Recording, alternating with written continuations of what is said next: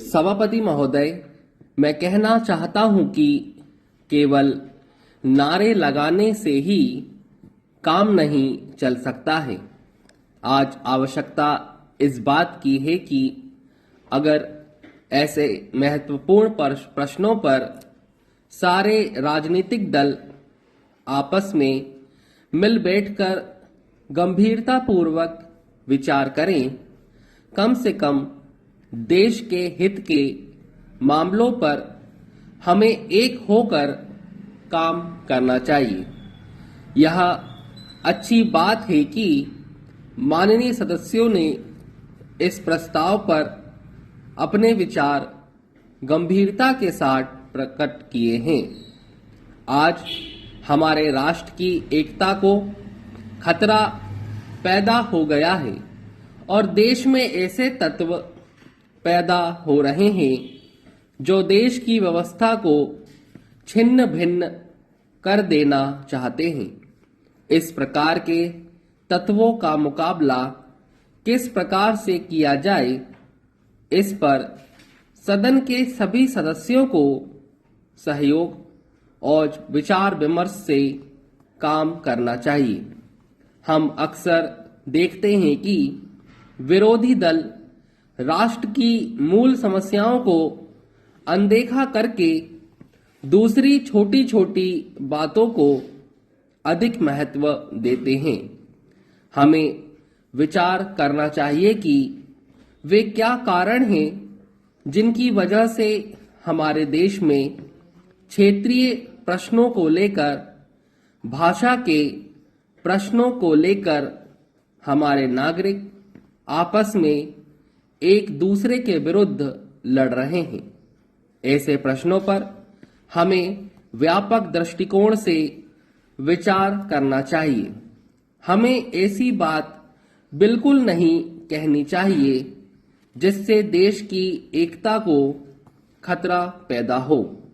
आज हम देख रहे हैं कि हमारे पड़ोसी देश एक तरफ तो आतंकवादियों को बढ़ावा दे रहे हैं और दूसरी ओर हमारी सीमाओं पर विवाद जारी रखे हुए हैं।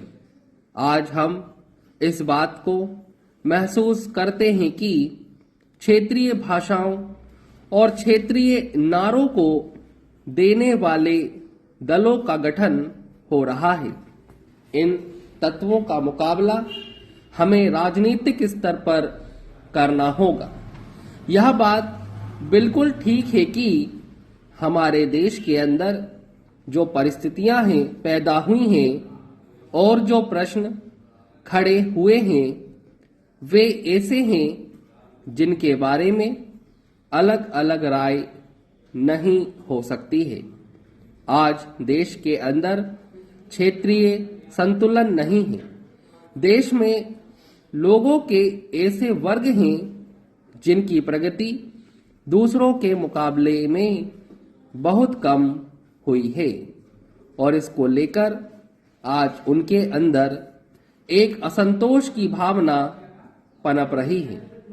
आज भी हमारे देश में कुछ ऐसे लोग हैं जिनका आर्थिक और सामाजिक रूप से शोषण हो रहा है। मैं तो यह भी महसूस करता हूं कि उनका राजनीतिक शोषण भी हो रहा है। यही कारण है कि वे लोग गलत दिशा में जा रहे हैं। हमें उन्हें सही दिशा में लाना है। इसके लिए हमारी सरकार को भी प्रयत्न करना चाहिए। मुझे आज इस विषय पर बोलने का जो अवसर मिला है, मैं उसके लिए सभापति जी का बहुत आभारी हूं।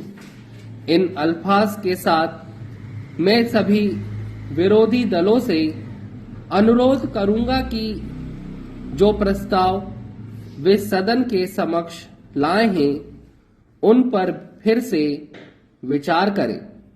हम एक महान देश के नागरिक हैं। हमें उसकी महानता के अनुसार ही कार्य करना है।